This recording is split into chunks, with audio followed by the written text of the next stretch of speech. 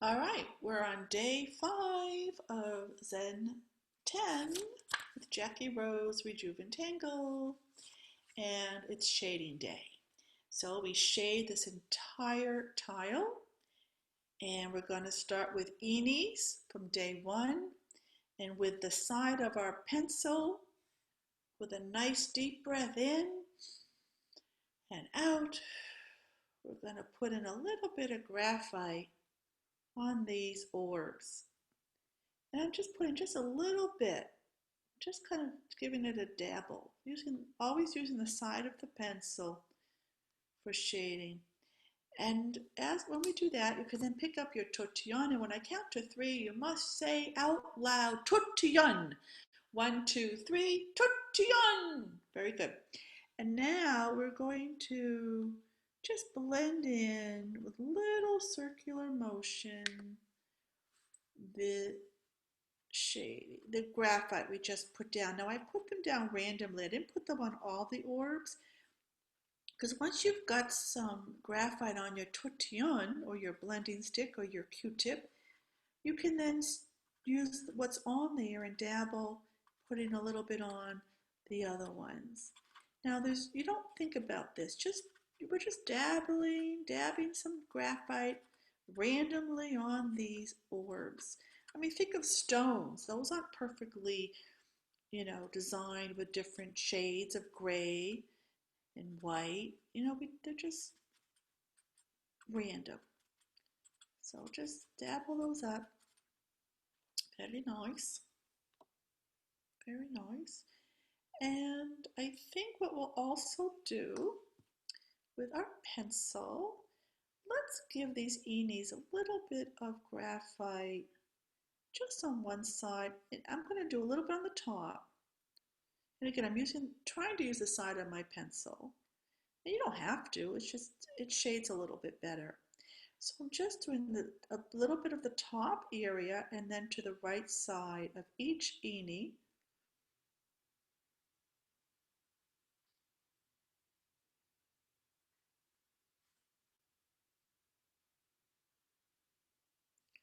And before I move on, I'm going to blend that in using little circular motion. And I'm pointing my tortillon to that line, to that border line.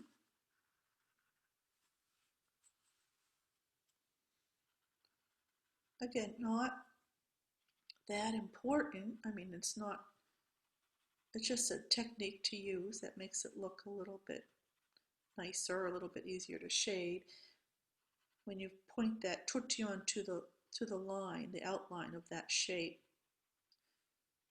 And I don't always do it, but it's just a technique that's nice.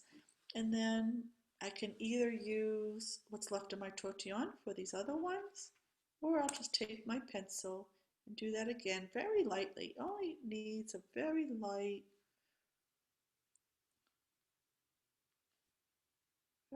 touch. Just kind of dabbling that on there. And little circular motions. There are all different sizes of tortillons. So if you have a smaller tortillon, you might want to use it for this area. Depending how big your Eenies are, your Eenies might be a lot bigger than mine, because that's what Zentangle is all about. We all do it differently. All right, so that's good. I think that's good shading for Eenies. I'll give you a minute to kind of finish that up. Of course, with the video, you can always pause the video if I'm going too fast, or you can finish it later. Okay, that looks nice. Look how different that already looks. Now we're going to shade Mumsy. So with Mumsy, let's shade wherever it looks like it's going underneath. So I'll start with one right here, and I'm just using what's left of my tortillon just to see what I've got on the tortillon there. I probably could put in a little bit more. So I'm just going to put a little graphite pencil right where these look like they're going underneath. And I'll just do a few at a time and then go back and blend those in.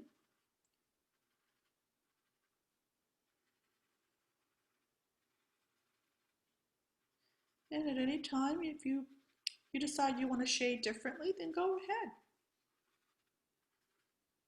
There's more than one way to shade every pattern.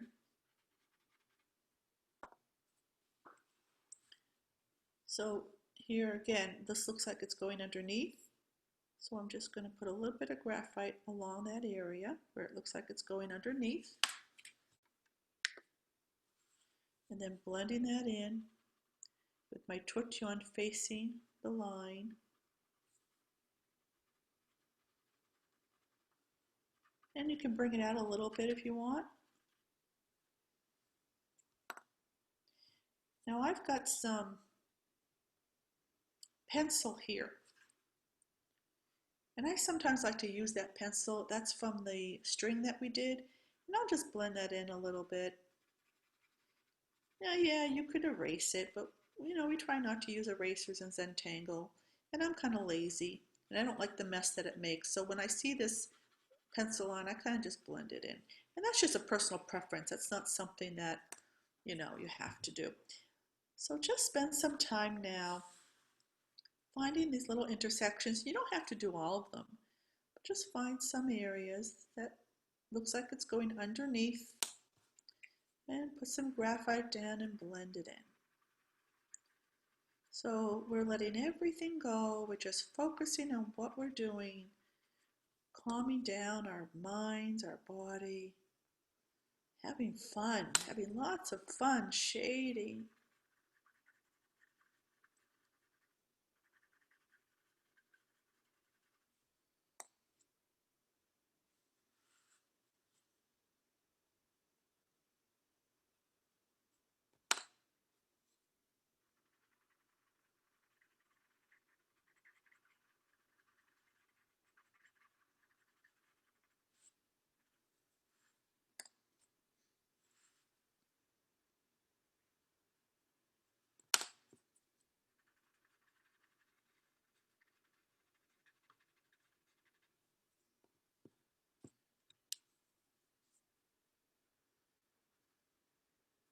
Now, if you are here today and you're somebody who's never been to any of my classes on Zoom, you may want to look into that.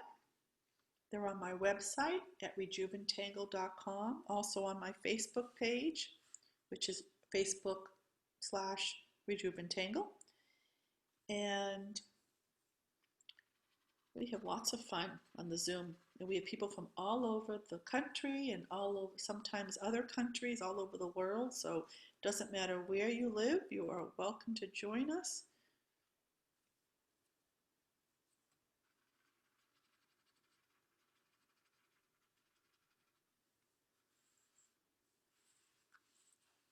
And the classes are an hour and a half long. Sometimes we do 3-hour classes and multi-days. Those are usually for the opus classes, for the bigger tiles. But right now, just focus on what you're doing. Don't think about anything. Just focus on the shading, finding those areas that go underneath, putting just a little graphite down, blending that in, and then after you blend it in, you can push it out some more if you want to.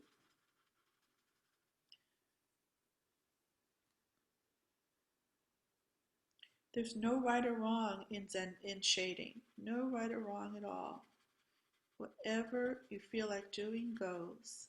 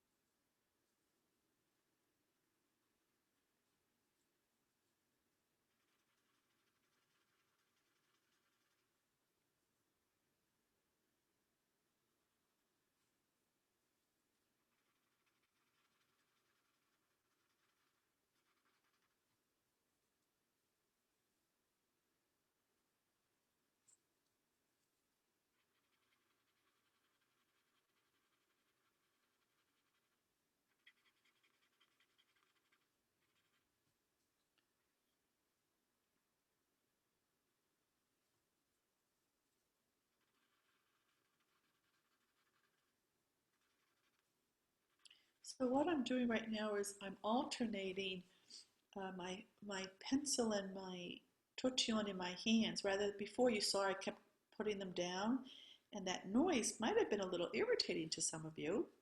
I know it was for me when I was watching the video when I've done this in the past.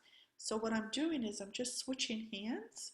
So I'm putting, right now my pencil is in my left hand as I blend with my tortillon, and now I'm going to just switch.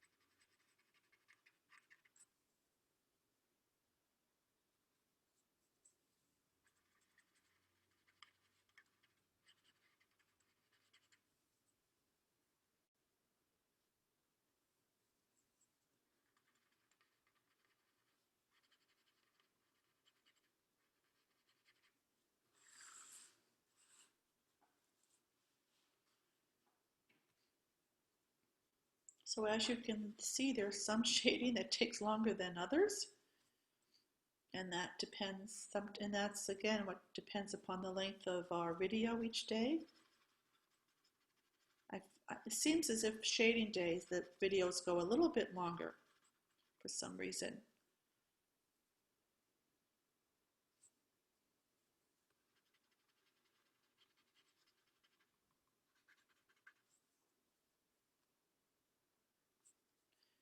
So just go back and look to see other areas where you can put some graphite in, if there are other areas you want to put in.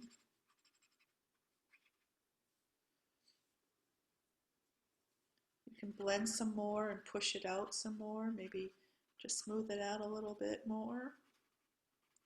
Like for example, right here, I'm going to smooth it out and I even push it out a little bit more so I have a lighter layer. It starts dark, gets lighter and lighter, and I've got just a little bit lighter going on. Different shades. So push it out a little bit more.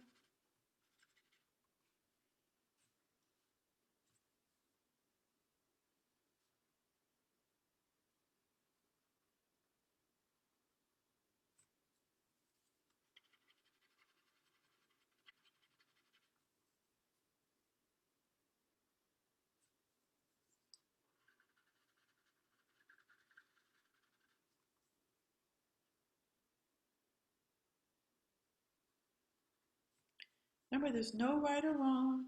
Don't think too much. Just have fun with it. Shade any way you want. Okay, I think that's good.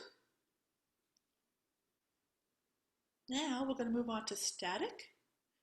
And the way we're going to shade this is to kind of find where kind of look like right there, you can see that it kind of indents a little bit. So I'm going to use the side of my pencil and try to find that indent and go right in that indent, right where it kind of looks like it's going in. And if not, just find an area kind of like where the points are, and then just come down where, see all these little points, and maybe just come down, follow those points.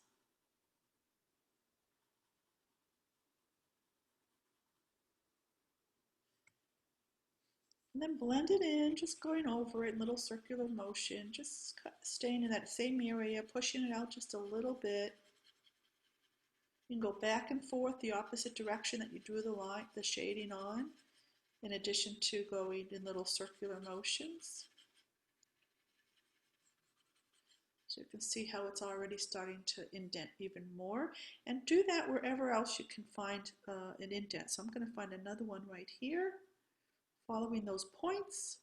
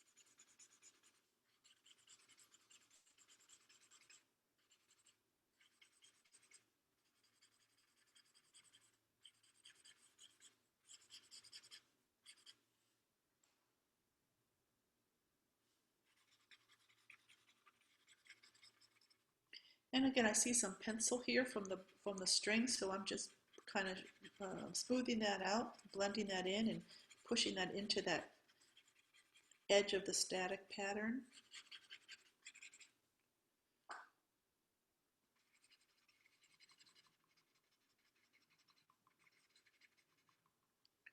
Pretty cool, huh? I think that's pretty cool. And then now we go to Bunzo, and I told you I really looking for another cartoon that I really love shading Bunzo, and I think just with Bunzo we'll just put a little bit on either side.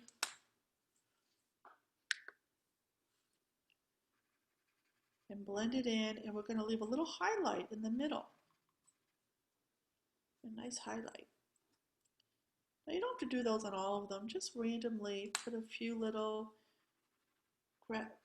highlights. So we're doing graphite on either end of those white rings, blending it in and leaving that highlight in the middle.